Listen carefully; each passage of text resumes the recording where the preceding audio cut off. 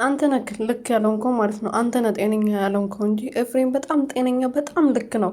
አንተ ሲጀመር አብርሃም በሰው ለምን ይመራል? የራሱ አእምሮ የለውም እንዴ? ጤነኛ አይደለም? በራሱ መመራት አይችልም? ትልቅ ሰው አይደለም? እሱ መቼ ነው የሚያደርገው? መቼ ነው በራሱ ውሳኔዎች መወሰን የሚችለው? አንተ ራሱ የሆንክ ሽልጥልጥ ነገር ማለት ነው። ኤፍሬም ነው እንደዚህ ያደረገው። ከመጀመሪያው ጀምሮ እንደዛ ወሰዱት፣ አንድ ያስገቡት፣ ታመመ፣ የሆነ ነገር ሆነ። ምንድን ነው የሆነው? የሆነ ነገር ሆነ። ምንድን ነው የሆነ ነገር? እንዴት ታመመ? ምን ነበር የሆነው? በምን ዳነ? ለዚህ መልስ አትሰጥም ነበር? የሆነ ነገር ሆነ ብለህ ከምታልፈው ማለት ነው። አሁን ደግሞ የኤፍሬም ጦስ ውሰድ። አብርሃም ትልቅ ሰው ነው፣ በራሱ መመራት የሚችል ልጅ የወለደ ያገባ፣ በጣም አይምሮ የሚሰራው ሴት ልጅን በመቀያየር ብቻ ነው። ሴት ልጅን ለመቀያየር ከሌላ ሴት ጋር የሆነ የፈለገውን ነገር ለመሆን አይምሮ ይሰራል። ግን አስቦበት የሚያስፈልገውን ነገር ለመምረጥ አይምሮ አይሰራም። ኧረ እባክህ ሌላ የለም። አንተ ነህ ጤነኛ ያለውን የሆንክ ምን ይመስላል? በእናታችሁ ከኤፍሬም አናት ውረድ።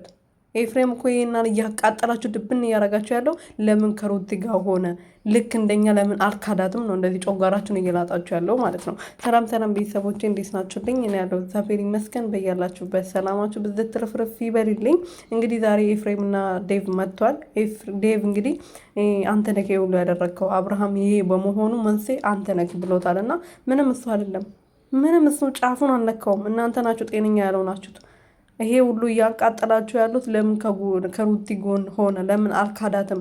ልክ በርቶ ልክ እንደናንተ ለምን አልካዳትም ነው። እሱ ደግሞ የሚክድበት አይምሮ የለውም። ምክንያቱም በእሷ ነው ተለውጣችሁ እንደዚህ ዩቱበር የሆናችሁት ሁላችሁም ዘርማዘራችሁ ማለት ነው።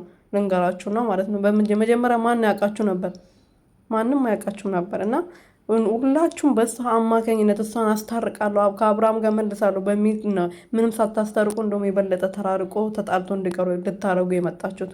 ከዛ በኋላ ነው ያደጋችሁት።